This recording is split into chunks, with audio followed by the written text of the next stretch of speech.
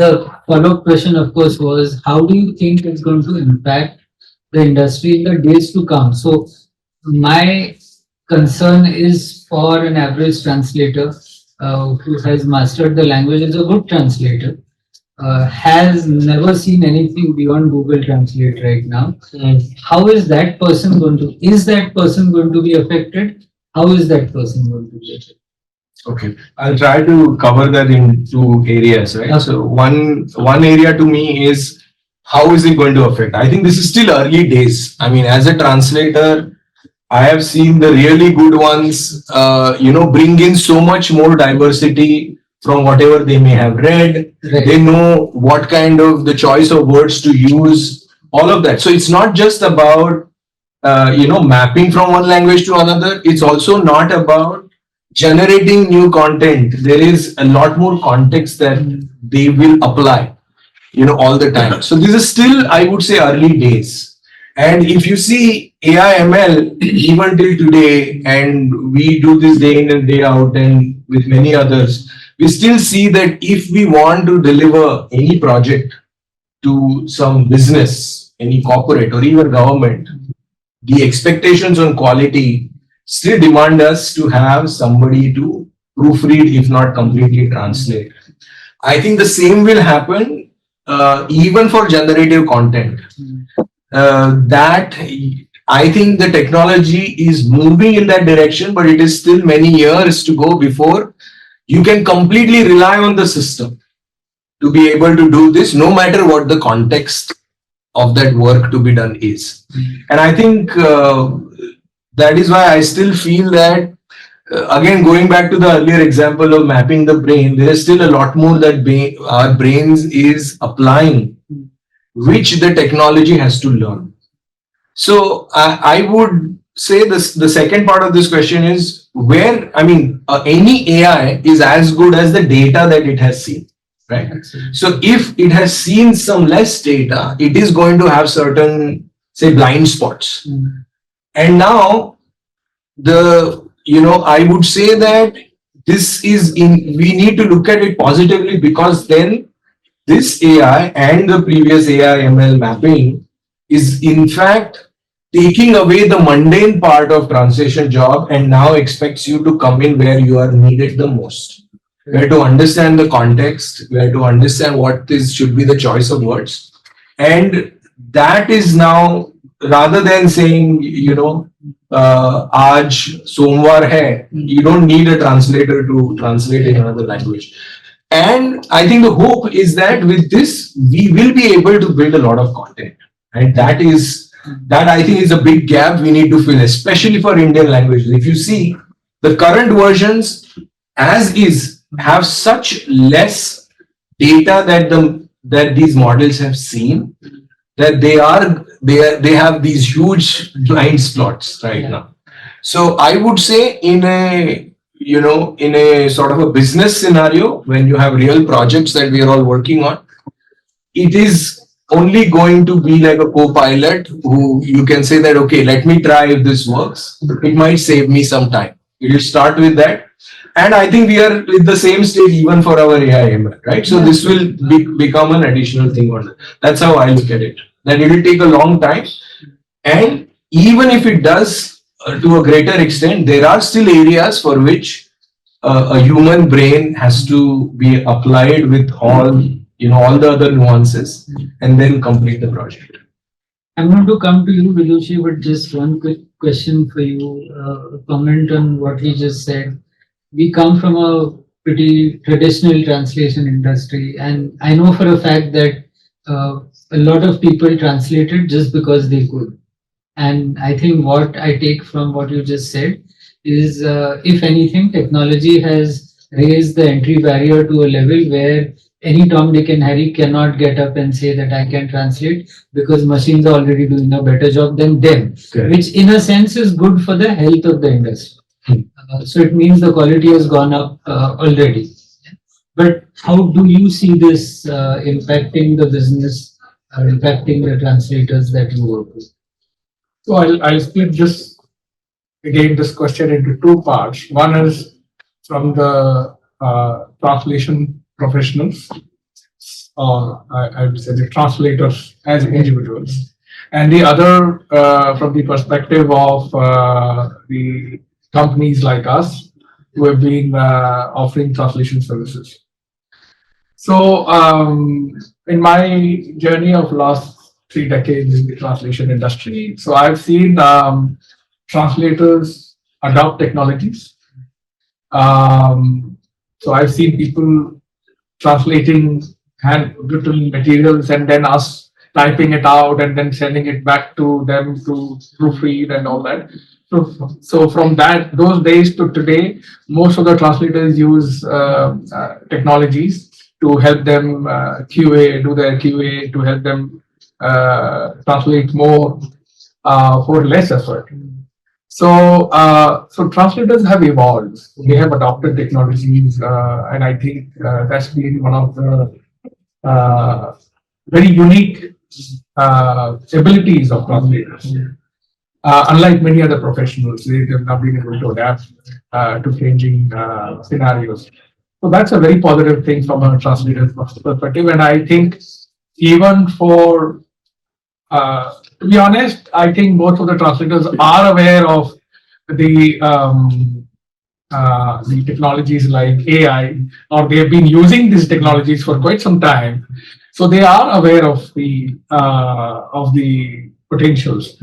Of course, now the awareness that the companies have, or I would say the false belief of many of the customers, I would say our customers or translators' customers, that okay, now we don't need to do translation, we just put it in GPT and the translation will come out and it's good to go. I think that awareness needs to be calibrated with proper information. And so that is the major risk that I see instead of Gen AI as a challenge. It's the, I think, wrong use of Gen AI as a technology for translation instead of the appropriate use of technology, Gen AI technology. I think that is a core issue. And this I converted for both the language companies as well as for translators. Translators, from a translator's perspective, of course, whether it is Gen AI or any other technologies that eventually will, like Mayuresh says, probably it's few years ahead. You may have an automated translation thing, but even at that point, just to make sure that whatever is being, given by the system, is it appropriate or not in the context of the user or in the context of the brand that is using that. Somebody needs to validate those. You still have a pilot sitting there. Correct. Even if that, exactly. So even if today the pilot, the plane can fly without any intervention, even land, we still have pilot and a co-pilot, not just a pilot. So I think we would always want a human, and I'm not talking about someone else, even for my content, if I want it to be published, I would like it to be seen by somebody who knows that language and say, okay, this is suitable for your brand, it's suitable for the target audience that I'm communicating with. So I think it's a long way to go for an automated system, and even if it is automated, then also we would need professionals to look at it. I do want to make one point. You said that AI and ML is actually raising the barrier for entry. I feel it's actually the opposite, because there are now so many people, a host of people who suddenly become translators because on the back of Google Translate or any other technology. And I have, everyone's working on projects and you need resources and, interview after interview, it's machine translation delivered 4 years experience, 3 years experience. So, while yes, there are pros and cons to each side, but I think technology has also reduced the barrier of entry. Now more people can actually come and their learning curve reduces. they are able to become productive faster. The serious ones who are actually going to use this as a tool to better themselves, learn and reduce their ability to become from a newbie to someone who can actually, add value to projects.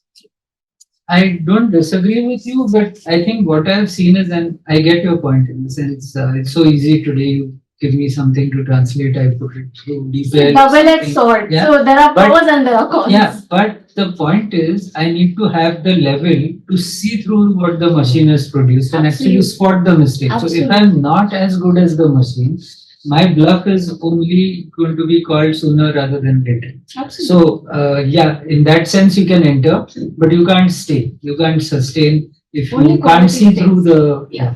But I wanted your take on what Mayuresh said, because, of course, being a hugely tech-driven company, how do you see freelancers and LSPs in this entire ecosystem? In the sense, would they have a decreasing role? Because my personal opinion is that it's now going to be a profession for the cream. Because finally, I somewhere feel that, you still need to have the level that the machine doesn't have to spot what do you really want to fix. And that's where that emotional intelligence and everything comes in, where you have your experience that comes through in the editing that you do. So how do you see the role for? So I think for the industry as a whole, whether you're a freelancer or whether it's LSP, it is now time to upscale. Mm. The status quo has changed, and if you don't accept it, if you don't agree it, if you're not on board, you get left behind. That is the truth. There, I still come across both organizations as well as individuals who say, "Tool, no, I will not work. Mm. I will only work on a file, or I will only work on, hard copy offline stuff." Fine, that rigidity can last, but it will not last for long. This is a great opportunity for us to upskill ourselves and start adding more value, as you rightly said, and become more efficient. See, technology always adds scalability. From walking to a wheel, and then to horse drawn, and today to flights. You couldn't imagine doing things back in the day which you can do today. If we just look at it from the internet as a space where content is created for our Indian languages, we couldn't imagine having as much content as English without the help of all of these technologies. But today, it's not seeming impossible. Correct. It's still a big dream, but it's not impossible. And that is the power that we need to understand and accept, and then use it to our benefit. True. So the thing is, I think as an industry, I feel like you go through the 7 stages of grief. We are going through our 4 stages of discomfort, because and it just happened like half an hour ago. Someone's giving a presentation on Anuvadini, and someone still is focusing on the quality of the translation. They're not focused. So coming to the upskilling question, and which is a very easy thing to say, probably very easy thing to understand, go home and then realize, but I really don't know how to upskill. Because it's like those famous people or successful people who stand on the stages and say, you should work hard. People like me get motivated, go home, and then really don't know what working hard actually means. So can each one of you, for the sake of everyone listening in today and probably watching this later, actually give your take on the 2 or 3 steps that every professional today needs to take to upskill? Because I'll tell you how the process works today according to me. I might be wrong in a few cases, but I'm grossly not wrong. You send a translator a document. Anyone who says that they translate about a few thousand words a day is using Google Translate. Otherwise, you cannot translate a few thousand words. 2 or 2.5, 3,000 if you've really been at it for a long time. You use basically an automated translation machine. And then you kind of do the post editing. Now, are they already upskilled? I don't think so. So here, according to me, the skilling has to come in domain expertise, linguistic expertise. Now, Apart from that, what is the technological aspect of the upskilling that you were talking about? So I want your take from a technical perspective and Sudhin's take from a linguistic perspective. I want tangible 2 or 3 steps that all of you listening in from today, we want you to work on these 3 things. That looks like a takeaway that I can actually work on. What should they do? You want me to start? Anyone? Okay. So I'll kind of bring two perspectives, one on the tech side and one on the other side also No, from sure. my experience. Yeah. So on the tech, I think they need to get more aware of, how, what might be happening underneath. What is being presented to you? Why is it that you cannot blindly trust? Right? And I think that will enable them to kind of have that trigger in their head that, look, I can't just, confirm it or pass it and move forward. So that's one. And then to me, that's probably the only tech part, other than I would expect that the tool to kind of create a certain user experience for them to do their job quickly, right?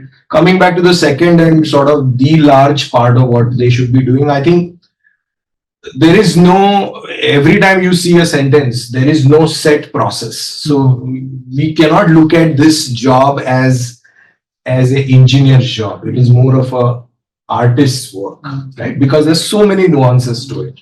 You need to be able to understand the context. You need to be able to understand what are we really trying to say. Is there sarcasm in it?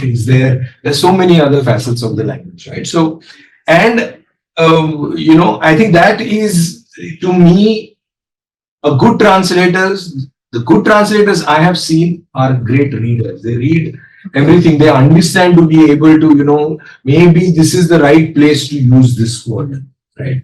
So I would say that, like I completely agree with you. It is now for the cream, the real good ones who are really passionate about it, who really love doing what they're doing, as to find the right, means.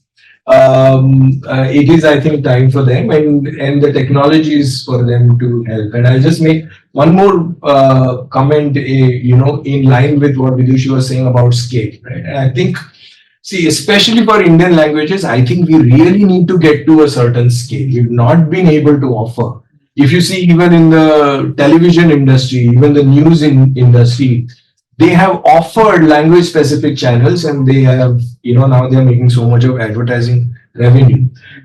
On the internet, we've not been able to offer, a really significantly high content for people to consume. Of course, things are changing with the likes of YouTube and all of this. And I think we should take this whole thing. And so since you said some tangible action items I can do, the other one would be to start working on writing creative content. And I'll also go further to say why this is important. Like I said, AI model as good as the data it has seen. So now if ChatGPT or some other models today, whatever demos we saw, they have seen some data.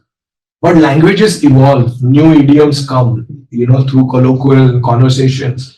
And now, if there is no new content created, there is nothing for the model to learn, right? So it's a feedback. And if you, as the linguists or, good translators, are not contributing by creating new content, then this chain will break.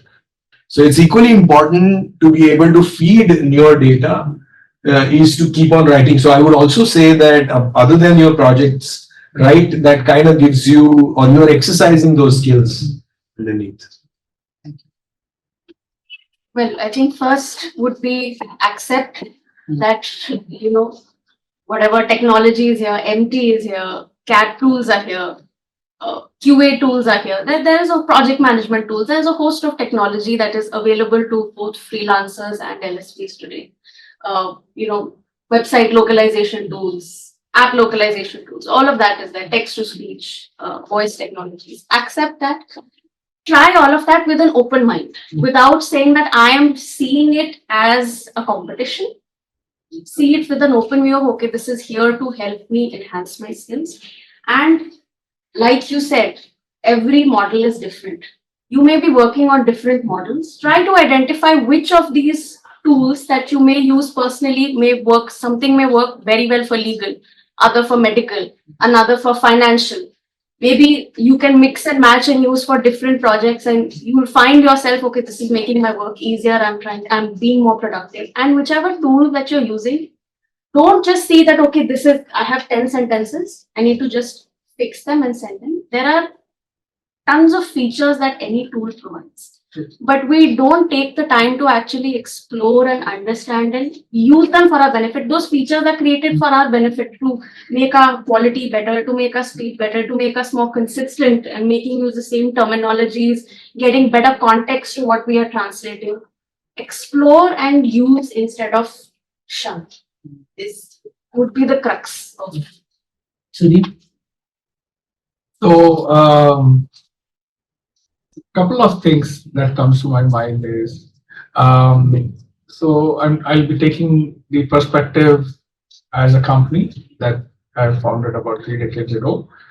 So, from my experience, we have always been using technology from day one, but we have not been anchored to any technology. Now that gave us freedom to use multiple technologies depending on what's the best technology that meets the end use. Now, exactly what Vitushi said, I would suggest that every translators use tools that is more appropriate for their language, because not all tools are equal for all languages. So some tools are very good in some languages, some tools are very good in some other languages. And then you may have certain domain expertise of yourself as a translator or as a language professional. So then again, the next level of proficiency of the tool will be to identify which tool works best for the domain proficiency that you are expert in.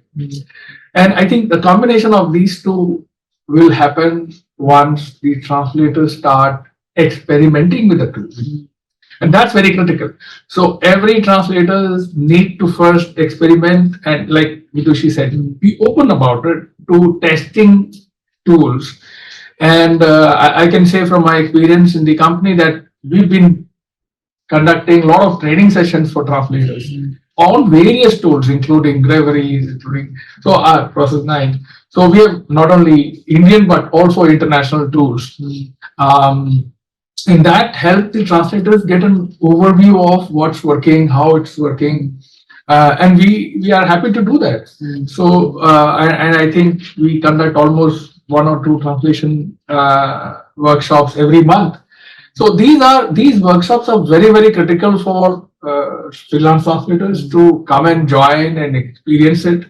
At least that will save a lot of, I think it will break the inertia that one has when someone is trying to look at something new. And then you learn at your own pace. So that's very, very critical that every translator is open to learning. Very, very important. And like Mayuri suggested that,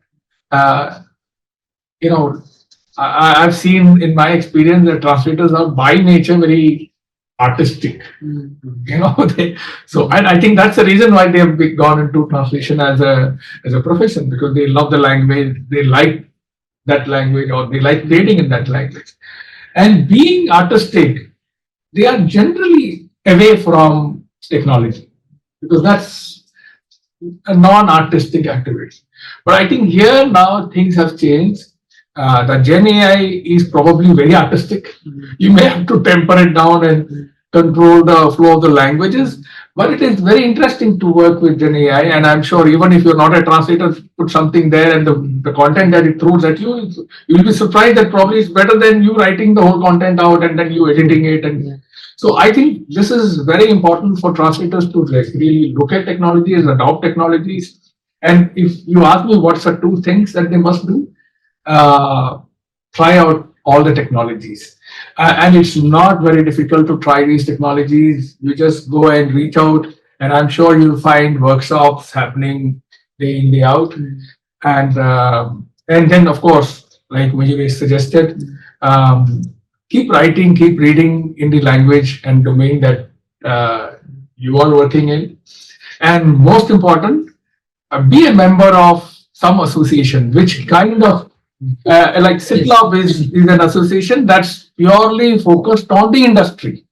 And you want someone to give you a curated set of information so that you don't spend time searching all across the world for something that's more relevant to you. So you must join an association because that brings you a lot of information that really pertains to your profession and your industry.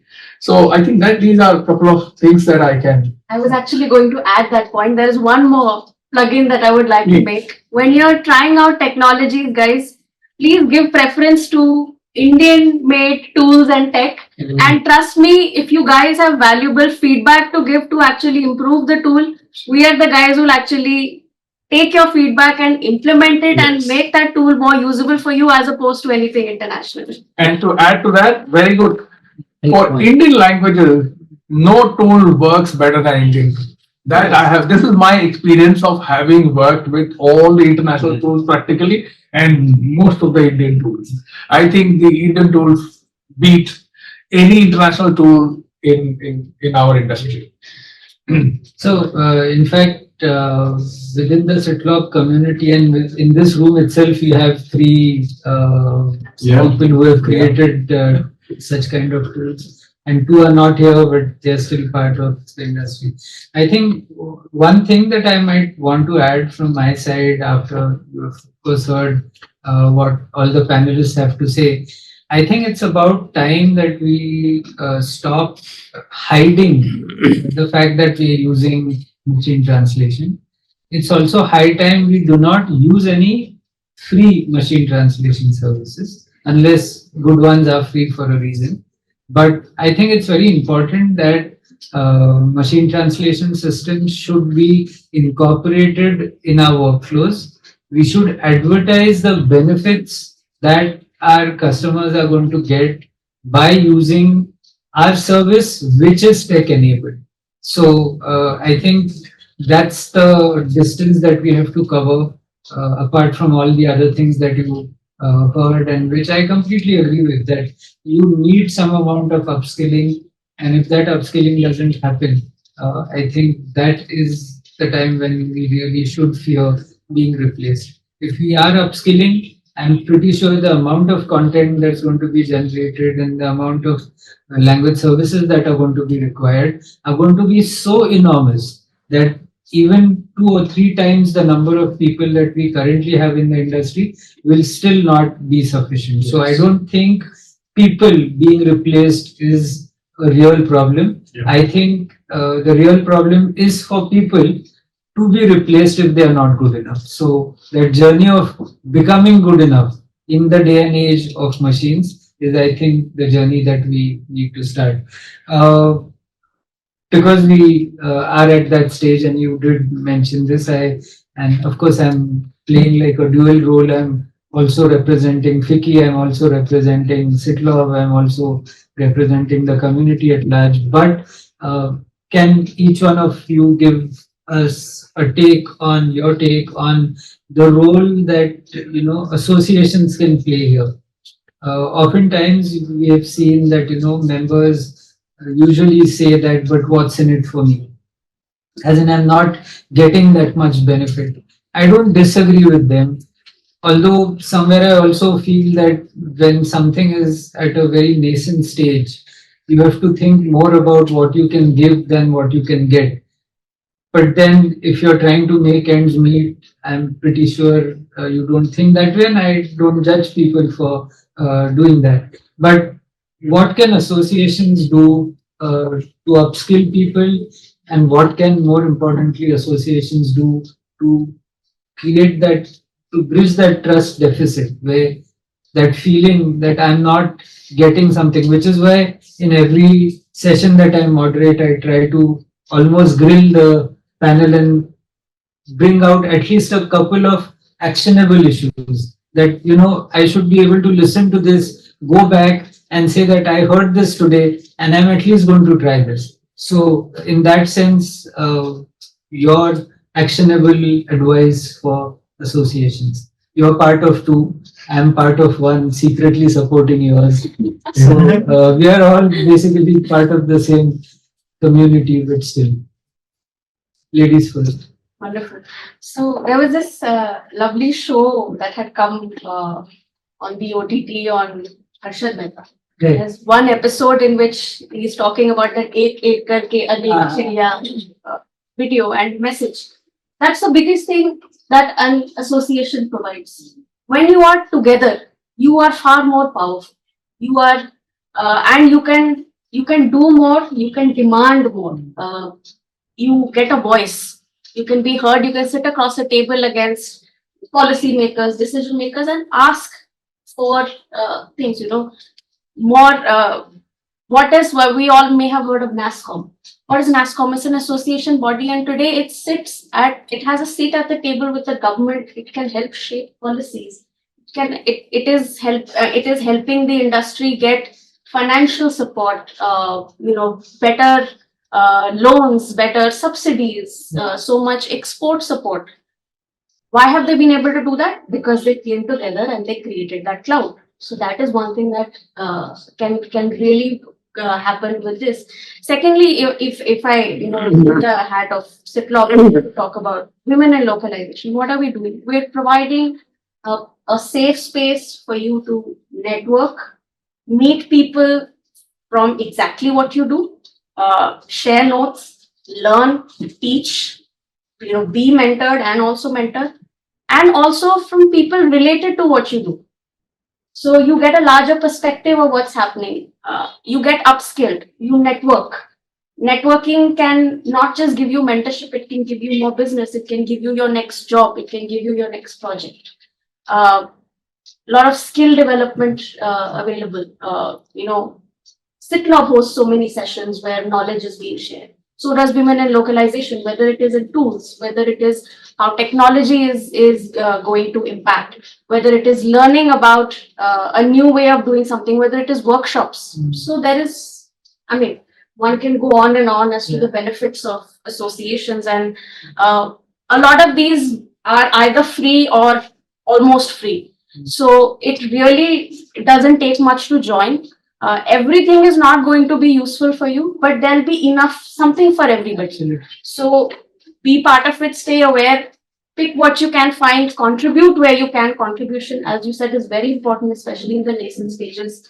And yeah, I think that's pretty much what I want to say. Thank you. Just to add to the skilling part, so every profession in the world requires, at least their body, the professional body requires the members of that profession to devote at least, I think, minimum 40 hours a year to learn and upskill, maybe more. Unfortunately, there is no such, I'm not very sure if there is any such certifying body or a governing body for language professionals. So I think it's a lot of voluntary effort that is required from a profession like language, being a language professional. So you need to spend at least 30 to 40 hours a year to learn and upskill. And how do you do that? You go out and look for hundreds of venues to upskill and learn and absorb content, or you go to an association and network with people, find out what they're doing, what they have learned, and the associations are by nature very voluntary organizations where people love to share, people love to help each other.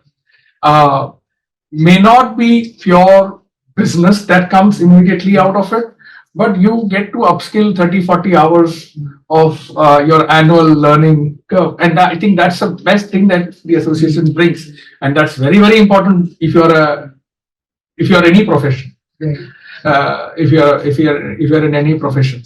So, and I think association, if you are connected with an association which is democratic in nature, which CITLoB is, it's not that, you have an association and that's being run by a couple of individuals. That's not the case with CITLoB. It's an elected body. And personally, my term comes to end in March. Of course, I'll be standing up for election again. But you are free to stand for positions in the company, and I mean in the associations. And like Sandeep said, and Vidushi said, you should be able to contribute in whatever little way, or you might think it is little, but for an association it's more than enough. So please do stay engaged with the association, connect with the association, contribute in whatever way you can. And I think in the last couple of years, CITLoB has had a marvelous journey. We are sitting in FICCI, recognized by FICCI officials here. We're partnering with FICCI, which is one of the largest association probably in the world, if not in India. Looking at the number of members, and that gives language professionals in India certain legality, certain sanctity. And I think this is the time when language professionals should ride on this opportunity, should use associations like CITLoB to move up their career, build their network, and of course, upskill. Great. I'm going to tweak my question for you and put you in the spot. Okay. Because we are talking about upskilling, and I'm always trying to look for tangible, actionable takeaways for people. Can CITLoB partner with Reverie to come up with a short upskilling module? Why not? Absolutely. Every 6 months, you take an upskilling module, you get a certification, and that's it. Sure. In fact, I was going to suggest the same. I think they've covered it beautifully. That even when we are looking for people to join our projects as freelancers or join us at Reverie, there is a certain process that we must follow, and we see that a certification like this. I mean, all the Googles and Azures of the world give cloud certifications that people can do at their pace. So absolutely, and we will benefit from that. So we need it. So we are more than happy to extend it, right? I think that's the position we would take. Going back to the larger question, I would just say from an association point of view, and I can, from what I have heard about CITLoB, they're already doing it, but I think the focus has to be on the translator, the people, right? And building their ecosystem, whether it's about upskilling or bringing in business while bringing companies like Processor and Reverie and Smart Use together, and things like that. There's one, out of the sort of blue idea that I had is that we now have ONDC for commerce. ONDC essentially breaks the marketplace model and allows people who can give to people who want to take, right? And I'm kind of tweaking that. Yeah. In a commerce world, it is more about buyer and seller, but here it is a buying of services versus selling of services, right? And I think that's a great idea that we all should, as an association, should kind of take it up, work with, people who are making tools, and then see if that can, because I think that drives a good, a model that is driven by the market forces rather than individuals and freelancers have to take an extra burden for them to be heard, to be seen. And of course, certification helps in some way.